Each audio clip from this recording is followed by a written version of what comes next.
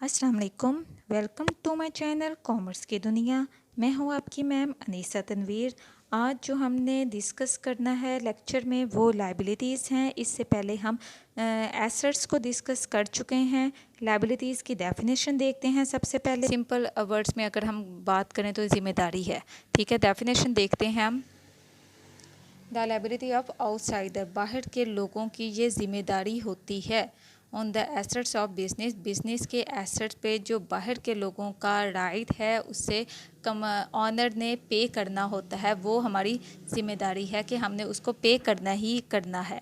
ठीक है, इसकी एग्जांपल देख लेते हैं। क्रेडिटर, क्रेडिटर क्या होते हैं? जिनसे हमने उधार पे पैसे लिए होते हैं, उधार पे कोई चीज़ें वगैरह ली होती है जिनको हमने पे करना है।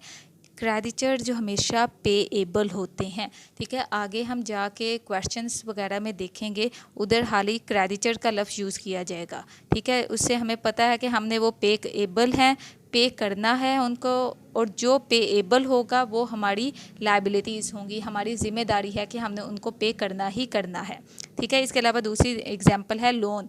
लोन भी हमने पे करना है तो ये हमारी लायबिलिटी है। ठीक है, बाज़ औक़ात हम लोगों से पैसे लेके अपने एसेट्स वगैरह इंक्रीज़ कर रहे होते हैं जो कि बाहर के लोग होते हैं, और हमारे एसेट्स, बिज़नेस के एसेट्स पर उनकी ज़िम्मेदारी बन रही होती है। अगर हम उनको ये उनकी ज़िम्मेदारी या उनके पैसे वगैरह पे नहीं करेंगे तो वो हमारे एसेट्स जो होते हैं उनको सेल भी कर देते होते हैं। नेक्स्ट है हमारी टाइप्स ऑफ लायबिलिटीज़। कुछ लायबिलिटीज़ की टाइप्स हैं जिनको हम डिस्कस करते हैं। First one is short term liabilities या फिर करंट लायबिलिटीज़। हमने एसेट्स में भी डिस्कस किया था शॉर्ट करंट एसेट्स को। उसी तरह सेम डेफिनेशन जो है लायबिलिटीज़ में भी एग्जिस्ट कर रही है। करंट लायबिलिटीज़ की एग्जांपल क्या है? पहले डेफिनेशन देख लेते हैं। लायबिलिटीज़ विच आर पेएबल, देखो पेएबल की बात हो रही है।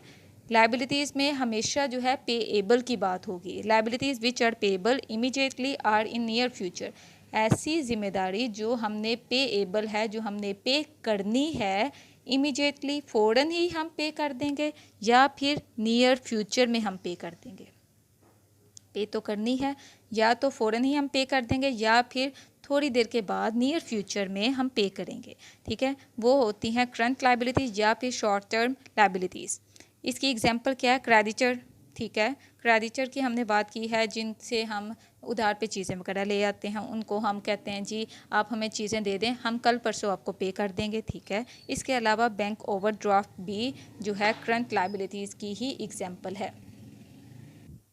नेक्स्ट, लॉन्ग टर्म लायबिलिटीज़ या फिर फिक्स लायबिलिटीज़।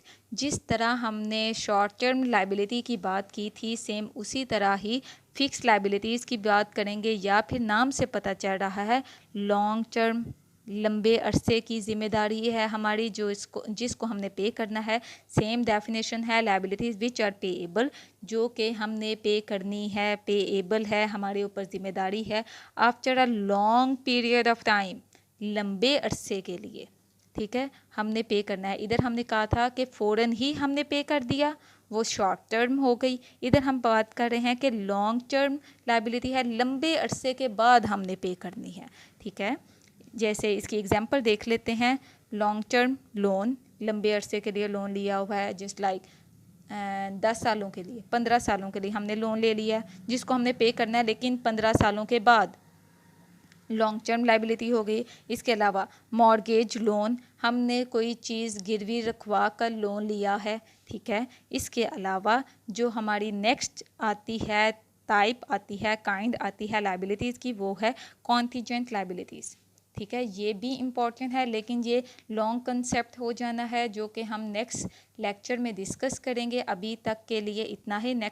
नेक्स्ट लेक्चर में हम आपको फिर से ज्वाइन करेंगे। चैनल को लाइक और सब्सक्राइब करते रहिए। अपना ख्याल रखिएगा। तब तक खुदा हाफिज़।